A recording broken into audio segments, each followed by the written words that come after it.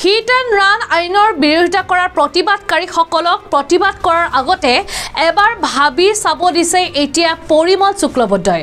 পৰিমল শুক্লবৈদ্যই কৈছে যে এবাৰ ভাবি চাব লাগিছিল দেৰগাঁৱৰ ঘটনাটো কিদৰে সংঘটিত কৰা হৈছিল, দেৰগাঁৱৰ যি ঘটনা আছিল সেই ঘটনা কিদৰে সংঘটিত হ'ল, যিহেতু এটা দুৰ্ঘটনা আৰু তাৰ লগে লগে তাত যি গাড়ী চালক আছিলে সেই গাড়ী চালকৰো মৃত্যু ঘটিছিলে, লগতে যিকেইটা পৰিয়াল আছিল সেই পৰিয়াল বৰ্গৰো বহু ধৰণৰ ক্ষয় ক্ষতি হৈছে, দুৰ্ঘটনাত কিছু লোকৰ প্ৰাণো গৈছে।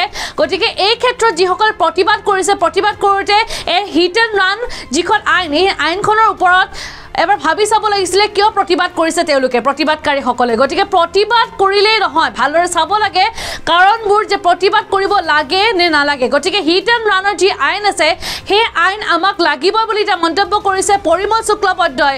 আৰু যিহেতু প্ৰতিদিনে দুৰ্ঘটনা বৃদ্ধি পাইছে, এই দুৰ্ঘটনা বৃদ্ধি পোৱাৰ লগে লগে এই আইনখনে বহু ধৰণৰ সহায় কৰিব বুলি এতিয়া মন্তব্য কৰিছে পৰিমল শুক্লবৈদ্যই। তেনে ক্ষেত্ৰত পৰিমল শুক্লবৈদ্যই কি কৈছে সেয়া শুনাব লৈছোঁ। প্ৰতিবাদ তো চলি আছে, এতিয়া প্ৰতিবাদ কি কাৰণে হৈছে আপোনালোক জ্ঞাত। হিট এণ্ড ৰাণৰ কিছুমান নিয়ম নীতি অনা হৈছিল, এইটো স্থগিত ৰখা হৈছে তেওঁলোকৰ প্ৰতিবাদ কৰাৰ পাছতে। আৰু যিসকলে প্ৰতিবাদ কৰিছে সম্ভৱতঃ সিহঁত এই প্ৰতিবাদ কৰাৰ আগতে এবাৰ এই যে দেৰগাঁও 12জন মানুহ মৰিছিল ভালকে এটা শোক প্ৰকাশ কৰিব লাগিছিল। ড্ৰাইভাৰবিলাক মৰিলে ড্ৰাইভাৰৰ কাৰণেই আমি বা যিসকল পথচাৰী মৰি আছে, যিসকল পেছেঞ্জাৰ মৰি আছে তেওঁলোকৰ কাৰণেই আমি আনিছোঁ। এনেকুৱা নহয় যে এইটো খালি ৰাইজৰ কাৰণে অনা হৈছে বা পথচাৰীৰ কাৰণে অনা হৈছে। ড্ৰাইভাৰসকল এই যে ইয়াতে 12জনৰ ভিতৰত 2জন গ'ল, এতিয়া তেওঁলোকৰ পৰিয়ালটো কোনে চলাব। গতিকে এই ক্ষেত্ৰত বিভিন্ন কথা আছে, কাৰ দোষ কাৰ গুণ মই কোৱা নাই, কোনো না কোনো ঠাইত এটা দোষ আছে।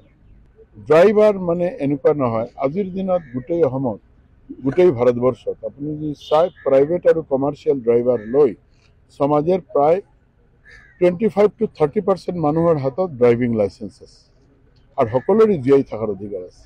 এক্সিডেণ্ট হোৱা মানে ড্ৰাইভাৰক বাদ দি এক্সিডেণ্ট নহয়, গতিকে তেওঁলোকৰো জীয়াই থকাৰ অধিকাৰ আছে। আৰু তেওঁলোক যেহেতু নেতৃত্ব দি আছে এছ'চিয়েশ্যন হিচাপে, আপুনি এছ'চিয়েশ্যনৰ কথা কৈছে, যেহেতু তেওঁলোক লিডাৰ, সেইকাৰণে একেবাৰে সূক্ষ্মভাৱে এই কথাখিনি জ্ঞাত হৈ তেওঁলোকে যেনেকুৱা ভাবিব কৰিব নিশ্চিতভাৱে চৰকাৰ লগতে